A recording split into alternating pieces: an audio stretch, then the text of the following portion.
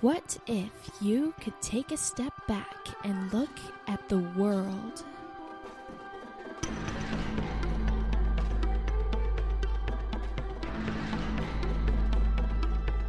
Explore the line between certainty and doubt.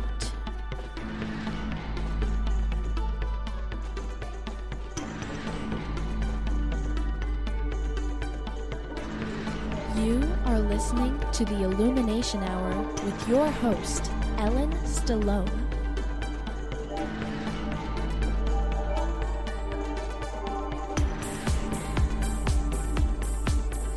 Hey everyone, welcome back to the Illumination Hour. It's me, Ellen.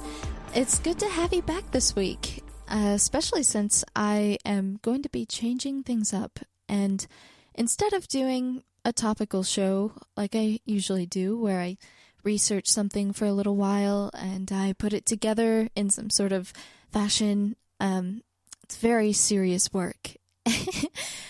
And it feels a little unpersonal at times. And this week, I wanted to try and combat that because I've been feeling very distant and not at all very personable. So I'm going to be doing a conversational style show this week instead of a topical one, mostly because I'm trying to combat this feeling that I've been getting, and I'm going to be talking about that throughout this entire show. But to begin, I guess I should explain, I've been feeling like my creativity is slowly crawling away from me, and I'm trying to reach out and grab it and pull it back and, shake it and say, what are you doing? Get back in here. I need you.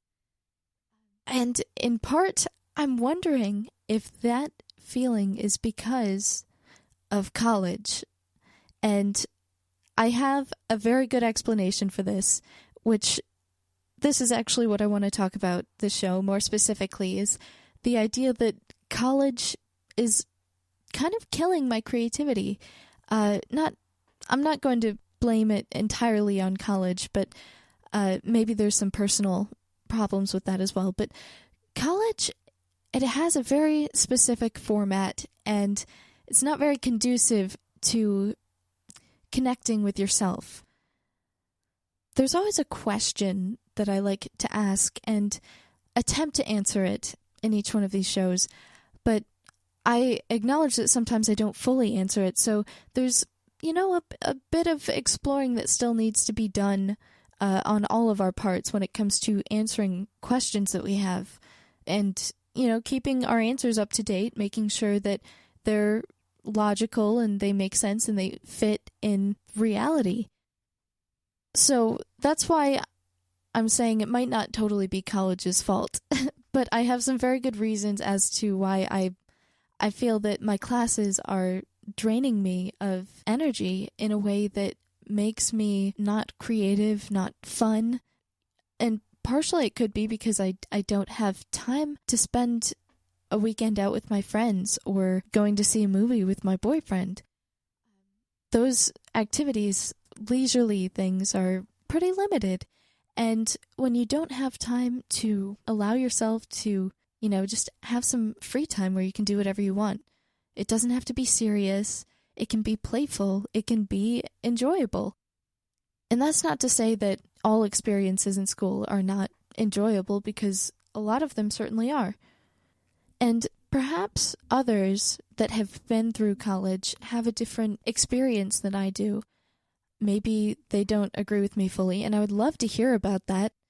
In fact, you can email me your thoughts, comments, and questions at illuminationhour@gmail.com. I would love to have a discussion on this. If anybody has differing opinions, if anybody would like to add to something that I've said, that would be great. I'd love to have those sorts of emails come in, because I want to open this discussion up, not just to you to listen to, but also for you to be interactive with. If you would like to have a conversation with me, I would enjoy that. I do enjoy intellectual curiosity and delving deeper into subjects that are sometimes full of controversy or a bit of uncertainty. I would really appreciate any sort of interaction from my audience. But, that's your call.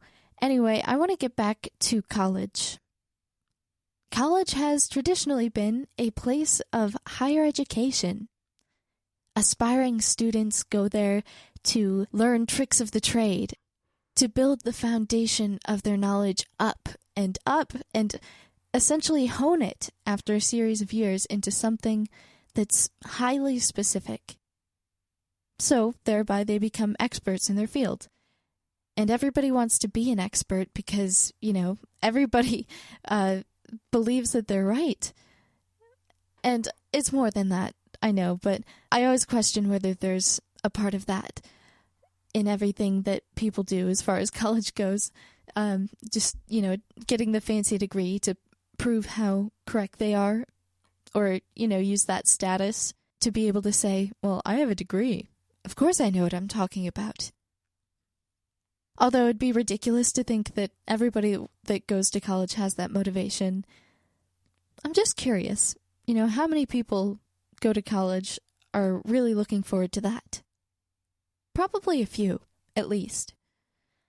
But most people go to college to become a specialist in something that they enjoy doing because they don't want to be stuck in a career or profession that they don't like, right? So they go and learn everything they can, and they try to be the best students that they can, at least sometimes. I know some people just go to college for the fun experience with other college students that are just now getting away from their parents and their safe homes, and they're exploring the world for the first time. And there's nothing wrong with that. It's just not the right reason to go to college, I don't think, because it is an educational place. And it's supposed to help you prepare for being an adult, essentially. Although I was an adult already when I entered into college, I had every skill that you would need to live a successful life on my own. I wasn't starving, I wasn't homeless. I had a debit card and a job, and I got a lot of experience out of the jobs that I had after high school, actually. Although they weren't, the most prestigious positions, it was real-world experience. I was interacting with people of every age, every background. I had all sorts of job duties and responsibilities, and, complying to those responsibilities was usually in my benefit because I kept my job and I did a good job at it. So I learned how to deal with those sorts of workplace situations and understand more what sort of expectations you have to set for yourself when you're living on your own. And I know not everybody that's at college has that experience, but I think it was extremely valuable and taught me, I would say, very close to as much as college is going to be teaching me, although in a completely separate way. It's not as if you can read a book and practice some problems online and learn how to hold a job or to pay the rent or to get a phone plan on your own. It's not going to teach you how to change a tire. It's not going to teach you what to do when your car dies, or how to keep yourself from running out of money and food and transportation, or how to be self-sufficient and solve all of these world's many problems that you must face on your own. There's a lot to be said for working in a job before you go to college, because you learn a lot not only about how the rest of society functions when you're away from home, when you're just out in the wild, essentially. You have to compete for resources with other people. You have to apply to jobs. You have to show up on time and dress nicely and perform specific functions. But there's no clear guidelines as to how to do that.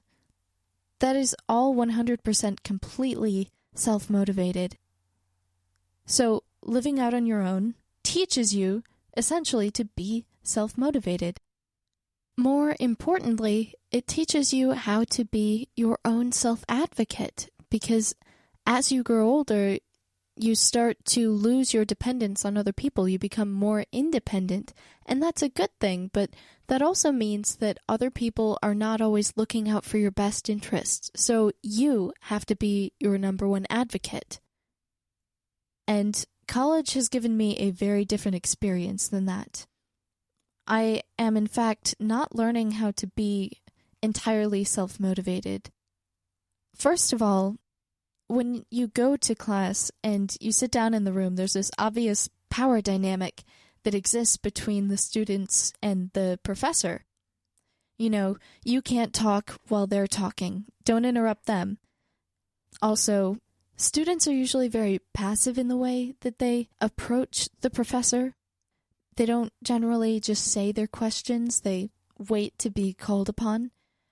And I do that too out of courtesy, but there are times when, you know, the teacher's quiet for a long time and he's looking at the book or at the board, and there's some silence and a person has their hand raised to ask a question, and I just don't understand why people don't ask it. Like, if they're not talking, you're not interrupting them. And it doesn't even have to be that scenario. Any scenario, I feel like the teachers and the students should be closer to the same level. Students should be able to approach the professors with their questions and concerns and not be made to feel like they're lining up before a judge, which is sometimes how it feels. And professors do have an obvious power, which is to make students feel a certain way, whether it's belittled or empowered, but they also have this less noticeable power, which is to change the way that people think and the thought patterns, I guess, that are acceptable or are useful. And they can encourage ways of thinking that they choose. So it's an immensely influential thing that teachers do. And they can use that power for either good or evil. It depends on the teacher, really, though. I'm not going to put everyone into one basket here. Some are very nice. I once had a professor that didn't even grade anything like other professors. She was extremely lenient. If people showed up late, she understood. If a person's paper was turned in 2 weeks late, that was all right as long as they got it done. The only content that she really graded was the grammatical aspect of it. It didn't matter what subject we chose, and of course this was an English teacher, so this class allowed for a lot more creativity and self-reflection. We learned all sorts of different techniques for how to express that, how to write our inner mind's workings down and put it together in a story that people can relate to much better than we did before. At least that's what the class was for. Not that everybody did that. There were a lot of students that did not accomplish anything close to the goals that they were supposed to set for themselves. So aside from that, my English professor was very kind and understanding and had a system that allowed for people to express themselves truly. But on the other side of the spectrum is a chemistry teacher that I have, and he is a very small person. He's shorter than me, and I think he has some sort of Napoleon complex because of that. But he is very judgmental when it comes to what students say in class and how they behave, and he will vocalize that, not in a good way, though. He's almost passive-aggressive when it comes to things like that. He'll look at somebody who's talking in the back row and say, "We're ready to start whenever you are, any day now." He also walks around the room like he's the king or the lord of that classroom, and you always have to answer to him for everything, and he has to stick his nose in everyone's business. And it's not a very professional thing to do, nor is it conducive to learning for the students. And I don't think that's right. I don't think that people who are in a professional setting to teach students should be treating them like they are lowly and children. And though he is very passionate and excited about this topic that he teaches, He is also very judgmental when it comes to what grades students have, and he will treat each person differently based on how well they grasp what is going on in class, which I don't think that's entirely fair either, because people who aren't understanding something need your help. They're not looking to be judged negatively by you. I suppose when you're constantly in a setting where that power dynamic exists and you do have some sort of legitimate power over people, that behavior can just proceed and grow untempered. But then there are other classes, like, for example, pre-calculus. That was probably my least favorite math class, not only because of the course content, it was just all over the place, but it was because the teachers do what they have to, which is teaching out of the curriculum. And the curriculum is fact-based completely. It's all theory and fact and practice, and it's written down on hundreds of pages. And there's all sorts of examples and terminology that you get to learn. But the curriculum only works in one direction, and that is word problems that present you with a question and then just leave it to you to answer. And that's essentially what the teacher does too, after dryly explaining what variable is what and what you do with it, what the process is. Now try it out for yourself. And I've always had this issue with math where I couldn't understand it very well unless I could connect it to something that I understood in the real world. Like, for example, physics. I feel like physics is very easy because you understand where the equations are coming from and what's happening as you go through the equation step by step. You know, what variable represents what? Well, this one is speed or velocity or distance or time. Those are all concepts that I easily understand because, you know, I've lived with them my entire life. I interact with them on a daily basis. But when it comes to concepts like molar flow, extent of reaction, these concepts and things that don't have any correlation to things beyond what they are. I mean, it's easy to make diagrams and illustrations, which is what I'm hoping is going to happen, but it's not easy to understand these things at first glance. There's 20 different K variables in chemistry. K is used 20 times over with different subscripts to represent, you know, all of these different things with completely different units of moles or time or liter or heat energy, constants of all sorts. But there's so many other letters in the alphabet. See, it's just simple things like that that get me. Why couldn't they use other letters? There's plenty others to choose from. You don't need to use K every single time. But that's just convention. That's how the curriculum was set up. You know, wavering from that at all could cause some confusion. I am understanding of that. I know the teachers are just teaching out of the curriculum, which is probably the same thing that they've been teaching for the past 10 years. So to them, it becomes easier and easier to understand. And I think they, at some point, lose touch with the fact that students are learning this for the first time and don't understand it so intuitively as they do. And I feel like this suggestion is evidenced by the way that class is taught. We do examples out of the book, straight out of the book, but there's no discussion beyond that. You know, there's no connection to anything in the real world. It's like, well, if you want me to understand the concept of molar flow rate, then perhaps you should depict it somehow. We should do some sort of mental experiment and talk about in detail all of the different aspects of what's going on. Let's not just brush over the general definition of something. Let's get into the finer points of it and connect it with things that are already part of our knowledge base, things that we do understand. I want to be able to play a mental movie about the subject that I'm learning and really understand it and connect it to things in the world around me. That would just make it real. It would make it more intuitive and a lot easier and faster for me to remember and understand. For teachers to do that, they would have to take a lot longer teaching classes, and most teachers don't have that period of time. You know, they have a set number of hours for their class. For some it's 1, for some it's 3, but they have more than enough content to fill that time as it is. You know, if they were to spend extra time explaining these concepts in detail, they might not have enough time to fit their classes into the scheduled time, and they would end up losing money in the end because some colleges claim to be student-oriented.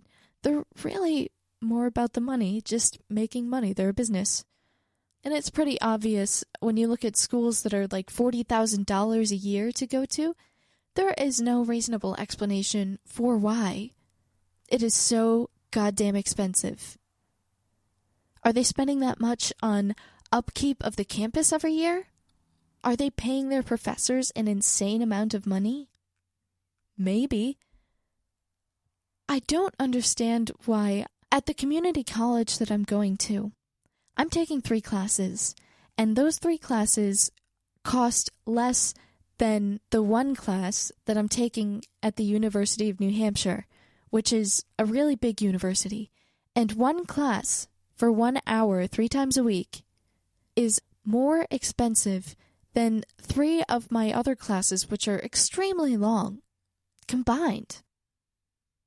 It's like this endless money pit. Where's all the money going anyway?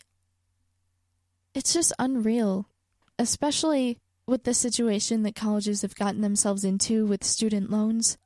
It's really dire, and I hope I'm not stuck in college when the student loan bubble bursts, because I don't think that anybody would be able to afford to go to college anymore. I don't think there would be many colleges around after that. So my point, going off on that tangent, my point was that if classes were more student-oriented, I think that the teachers would spend more time relating to the students and understanding their needs and their questions. So even though they could be teaching out of a curriculum that's completely dry, fact-based, they could still make it interactive and fun. They could still, try and explain it in a way that is enjoyable to listen to. Because I think most people that I've run into in smaller classes that are more challenging, they're there because they love the subject, because they're fascinated by it. They really want to grow in a certain area, so they are self-motivated to be there. And for people like that, it's not necessary to have a lot of extra time spent explaining the minutia, because they will try to learn it on their own. And I do this myself. If I don't understand something, I sit down with the book and I practice and I read it, and I go back and reread, and I try to understand things. Usually I have to go online and watch a couple videos or hear somebody else explain it in a different way, and then I can begin to understand it. My knowledge based on that subject can strengthen beyond that. But it takes a lot longer.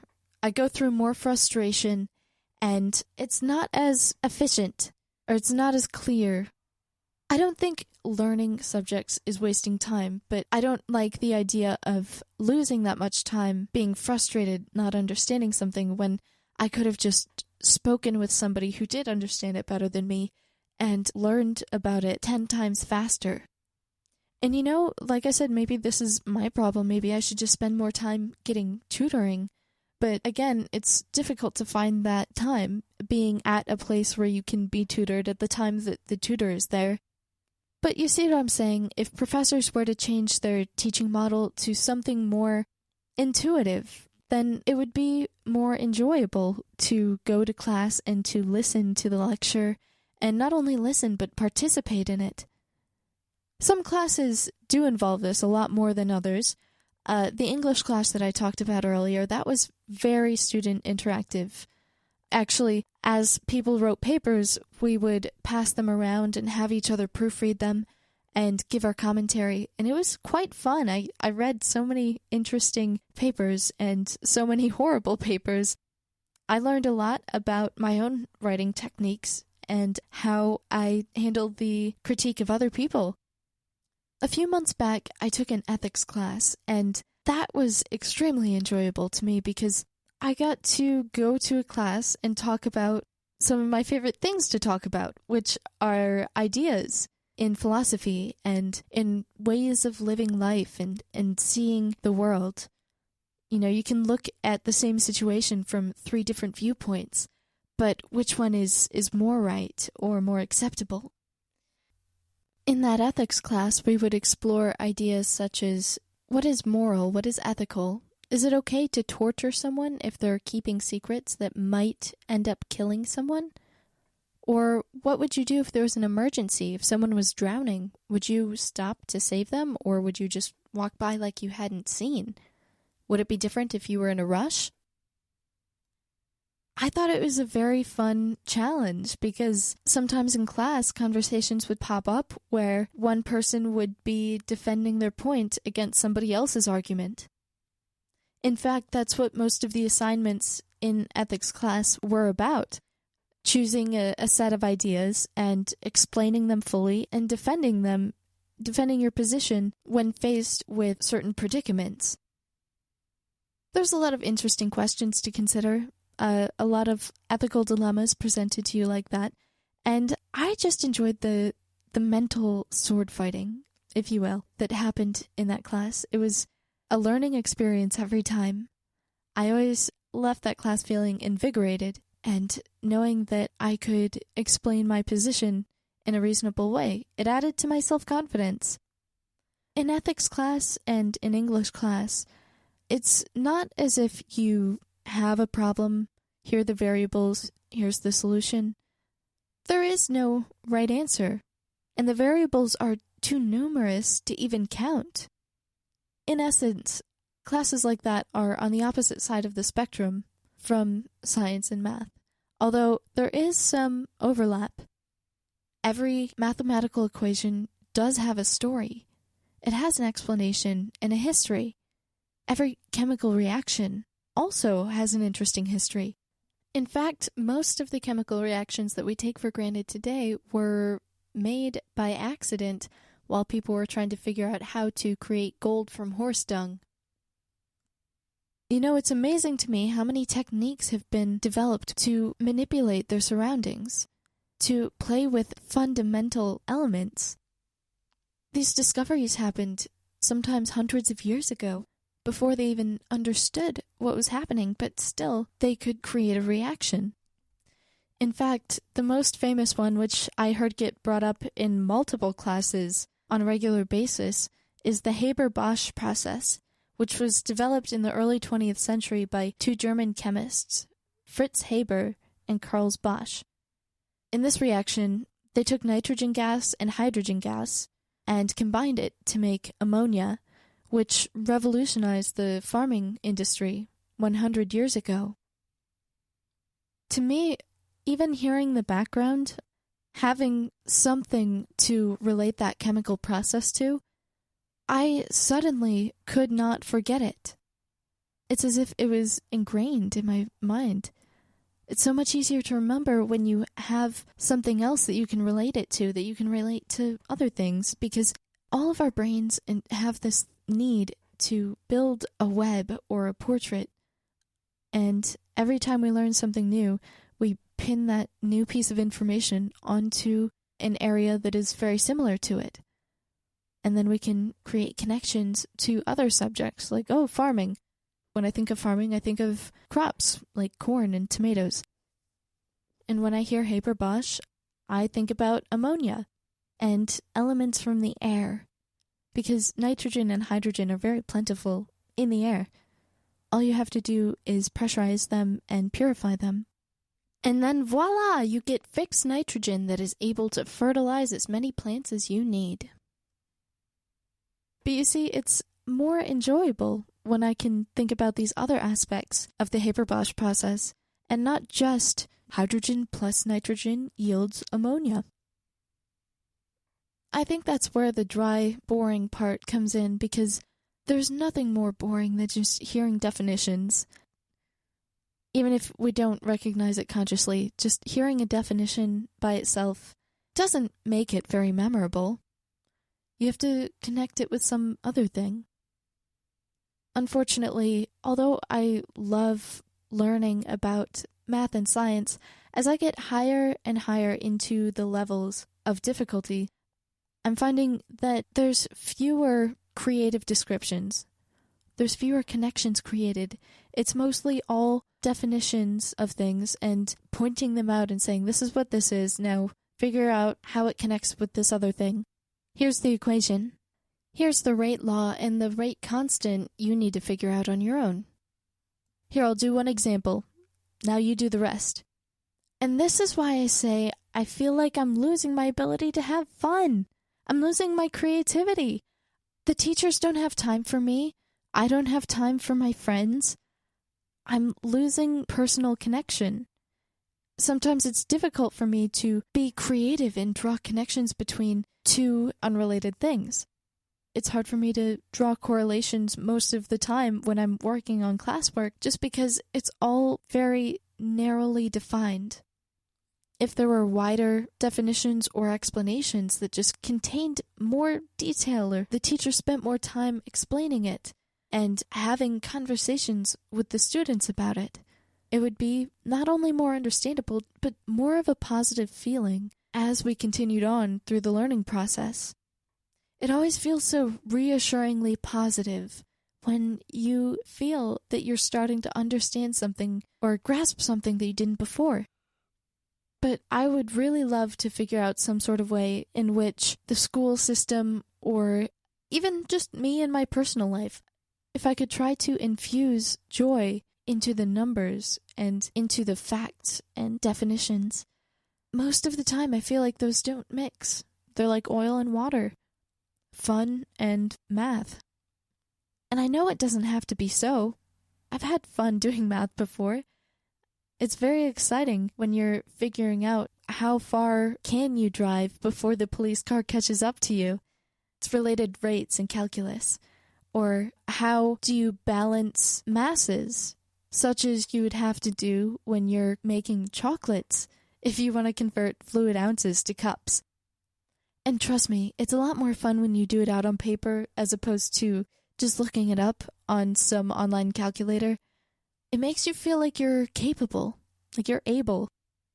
So I know that there can be this positive reinforcement, this wonderful self-esteem boost that comes out of enjoying your learning when it comes to understanding the world around you. But when it comes to the college system, they're very much disconnected from emotion. In fact, they often encourage that you don't show emotion at all. Don't laugh in class, that's rude. Don't ask too many questions because we don't have time. Don't discuss it with your neighbor because that is also rude. It's as if the professors want you to shut out your emotions during class. And often because of this dichotomy of, not having the connection to the teacher or the material and being pressured with the judgment of grades, when I go in to take tests, I will often feel a lot of anxiety. Unless I know the material very well, then, if it's something that I've studied for years and there's no way I could get any questions wrong on it because it's just been, reinforced so many times, I feel pretty good about that. But going into a test on something that is new to me, even if I'm good at it, I still get very nervous. And I am not the only one, for sure. There are plenty of other students I talk to that have this pre-test or quiz anxiety. And it could be self-imposed, as in the student thinks if they don't get a good grade, then they're going to not do well in this class. And if they don't do well in this class, they might have to retake it and spend more money, or they might not get the job they want. I think a lot of that could be alleviated by the professor having a chat with the students before handing out the tests, which has happened a few times in my experience, but not very often. They're very rare occasions, but when they do happen, they're memorable because 99% of the time when you go in to take a test or a quiz, you just go to sit down and the teacher says, "All right, we ready? Here we go," and just hands it out. But I do have this one professor that had this chat with us before he handed out our first exam. And he talked about how when he was in college, he went through this exam in front of a panel of 5 professors, and they asked him all sorts of math questions, and he had to write them down on the whiteboard behind him. They would ask him to explain things, and he would have to do that to the best of his abilities. He went through 4 2-hour tests like that in front of a panel. So 8 hours of testing in one day, basically on a stage. That sounded fucking scary. And yet, I am so amazed at this man's ability to have his wits about him that way, because a lot of people would have their emotions interfere in a situation like that. They would become too anxious, and they wouldn't be able to focus on solving the problem. That professor basically told us in one story, not only was he a badass, but also we don't need to worry because what we're about to do is pretty easy compared to that. And, just having that brief conversation really relaxed me. It made me feel good about the test. It made me want to get it over with. I really appreciated the teacher's attempt to make us feel more comfortable. He was trying to share a personal experience with us. I think that was comforting to me, because I felt in that moment that no matter what happened on the exam, whether I did poorly or did really well, that it was all going to be okay for me. I wasn't going to have to go in front of a panel and explain all of my mistakes. I was just going to get what I got, and he would still view me as a person and not just a failure. Maybe I do need to learn how to handle my emotions better, and I am attempting to do that. Quite recently, I've picked up this practice of doing short meditations before I go into class, especially on days when there's quizzes or tests. I'll just sit in a quiet area, close my eyes, and listen to a woman telling me that the present moment asks nothing from me, and that I am enough. And although it sounds a little silly and maybe hippy-dippy or something, it really works when you're doing a well-made meditation. It's very soothing to your emotions, and it makes you reflect on what you're actually doing with your life, how big the world around you is, how trivial this issue, this emotional disturbance, is going to seem even a few days from then. So, on the one hand, I think that there is a value in controlling your emotions when it comes to, math and science or any subject really that stresses you out. But on the other hand, I think there could be more emotional investment when it comes to math or science curriculum. There's really nothing that's relatable as far as emotion or experience or even visualizations go in curriculum. And they could certainly add that in. I think it would be a major improvement. And the book companies usually rearrange their books and then reprint them every year or two to make more money. So why wouldn't they just put in the extra effort to add in these extra little fun things that will help the students understand things better or connect with them more on a personal level, integrate them into their daily life, help them to reflect on it. Because reflection is really where most of our learning comes from. I have been voicing my disappointments about how emotion doesn't really tie in with these subjects of math and science, but on some level they do. If you're in a math or science program, you're in it because you want to be. There's something about that subject that you love learning, And for me, I see math and science as wonderful subjects because you get to learn about the nature of the world. You get to figure out and define all of the rules that govern our existence. How things change temperature or how things move, what forces are interacting. Why does this chemical work but this one doesn't? Why does pouring soap on a grease stain get rid of it, but running it underwater doesn't? Simple things like that. Once you learn them, you begin to appreciate the world more because you understand the simplicity that's inherent in these rules, but also the complexity of variables and the variety that can be found everywhere you look. I want to have more enjoyable moments like that in my life. I want to make every moment an enjoyable one. Everywhere I go, I want to find something to appreciate. And the more you learn about the world around you, the more you appreciate it. You can relate to it more.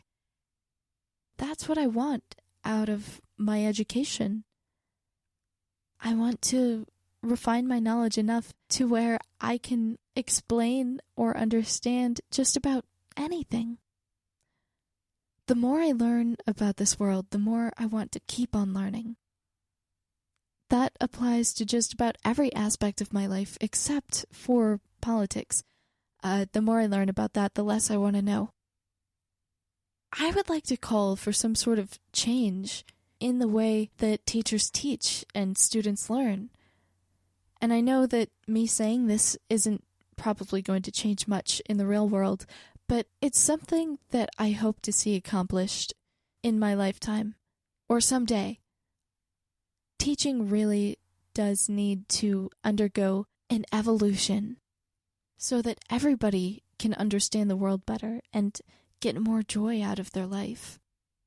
Let me clarify, I am not saying that I think there needs to be a government intervention or a rewriting of programs that currently exist in a legal way. What I'm saying is that I think teachers should be more empathetic. They should be more attuned to the needs of the students and try to put themselves in the shoes of the students so that way when they're teaching, they have a better understanding of what it is that they're explaining and how they should explain it so that it's easily relatable for the students.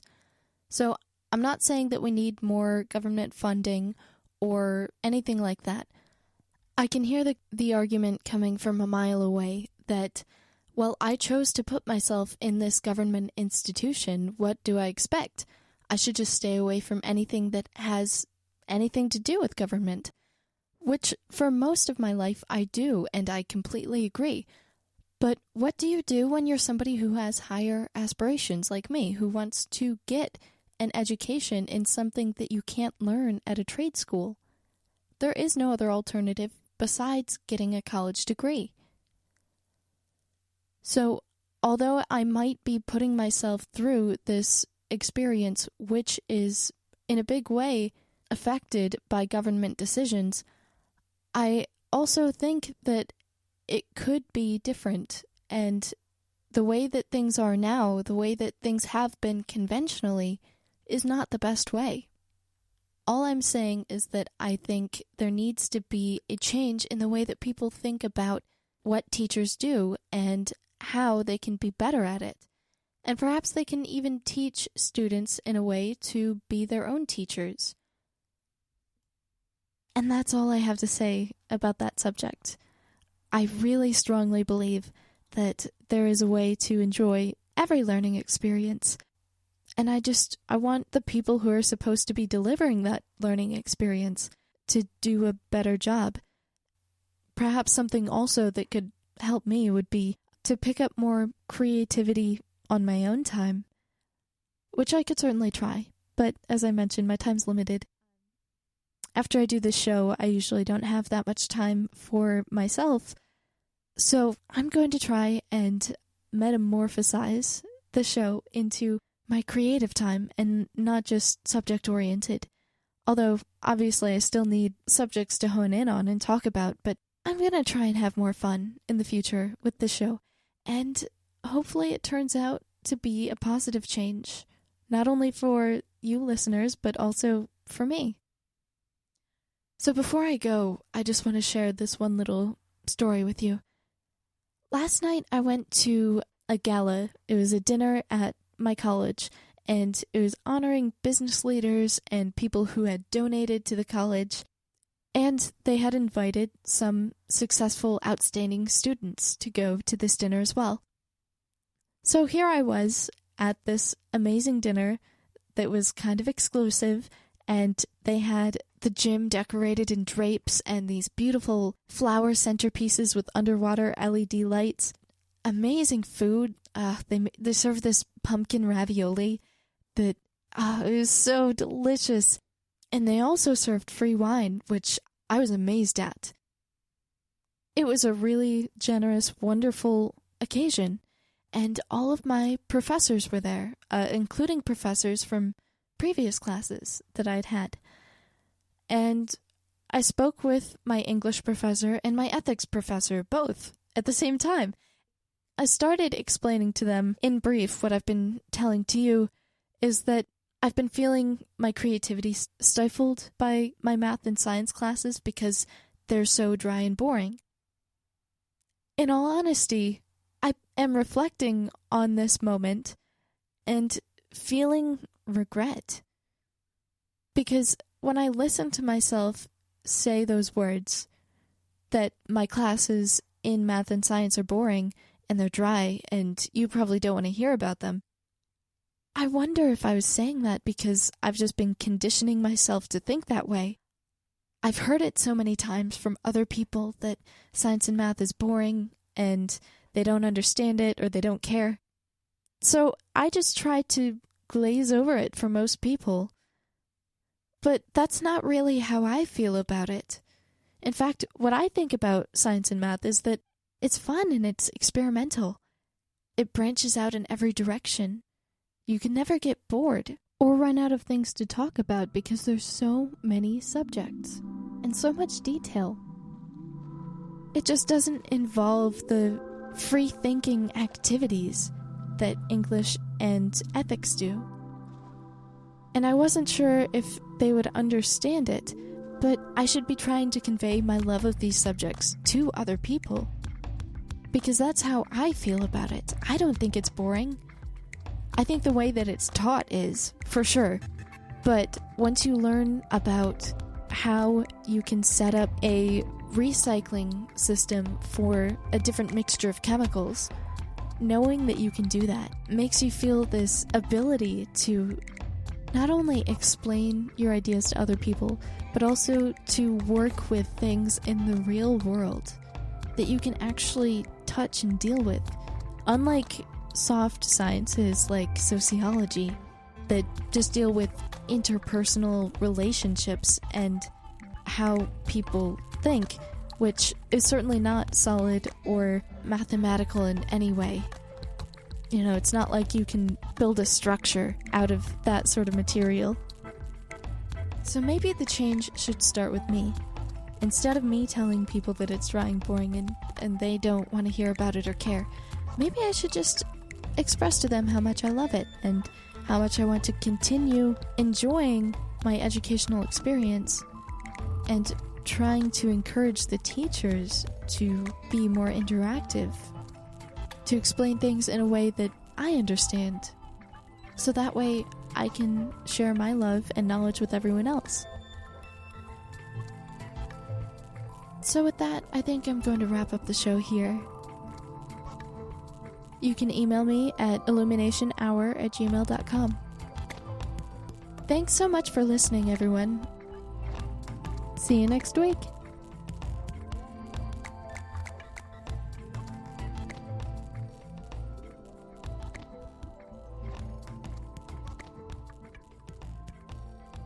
Hi, everyone. I hope you're still listening because I have a clip planned for you to listen to, and it's from the author John Taylor Gatto, and he's very famous for writing books such as Dumbing Us Down, The Hidden Curriculum of Compulsory Schooling, and The Underground History of American Education, a school teacher's intimate investigation into the problem of modern schooling. Know that you can take John Taylor Gatto's advice and thoughts with a degree of seriousness because he was a school teacher for nearly 30 years. And he has some very insightful opinions as to what is going on with school and perhaps why these issues exist.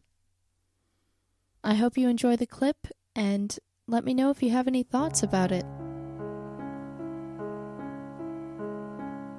School was intended on this continent to be, as it had been in northern Germany, a fifth column into the burgeoning libertarian condition where disenfranchised and oppressed groups were clamoring for some kind of seat at the bargaining table. School was to be a surgical incision into which the class-based management theories of England were to be inserted to interdict the liberty traditions. England's multi-layered social class is simply a modern-day representation of Julius Caesar's advice that when you're overwhelmed by the enemy, you divide them and conquer them that way by setting them against each other. The method was to be by infiltration into the minds of children, out of sight of their parents.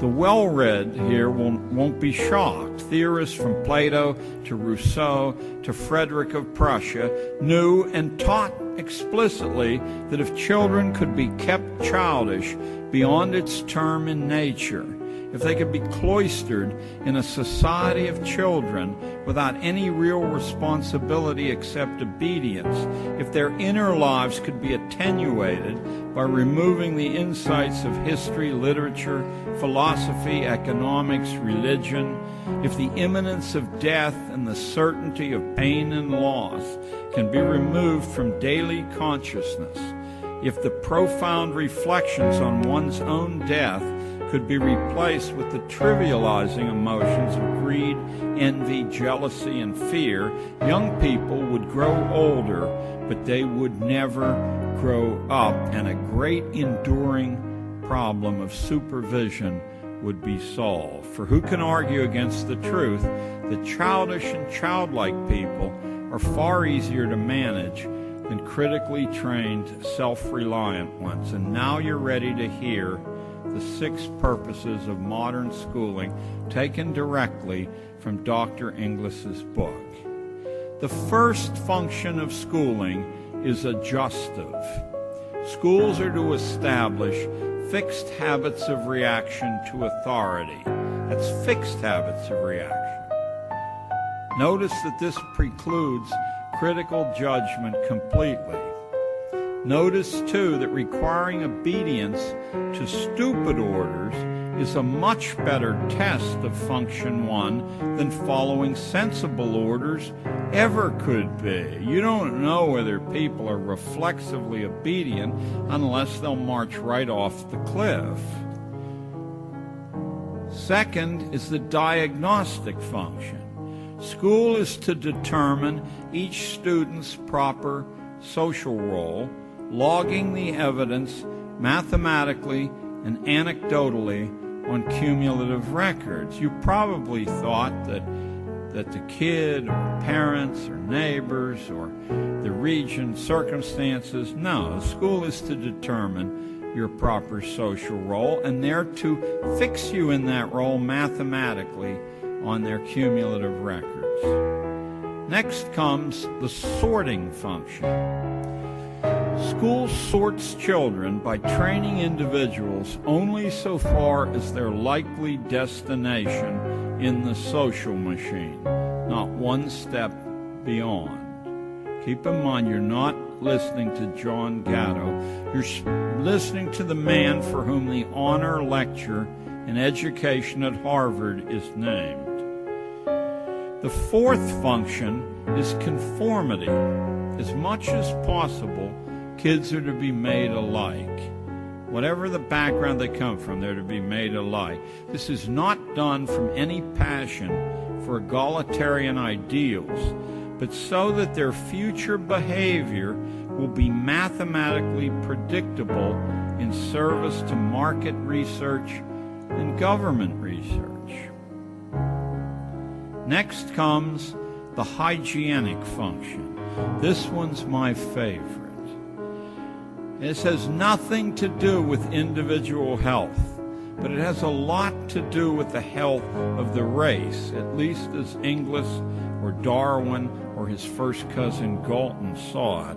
Hygiene is a polite way of saying that school is expected to accelerate natural selection by tagging the unfit so clearly. That's what all those little humiliations from first grade on, that's what all the posted list of ranked grades are about, so clearly that the unfit will drop from the reproduction sweepstakes, either in despair or because their likely mates will have accepted the school's judgment of them as terminally inferior.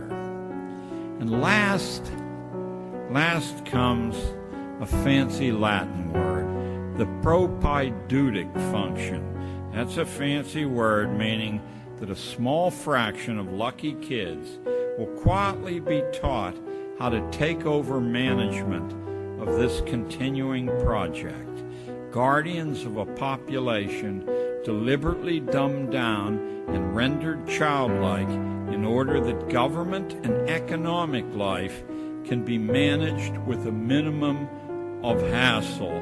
It's that low-down, nitty-gritty, common purpose. Not Marx's grand warfare between classes and greedy captains of industry. It's simply so that management will have a minimum of hassles.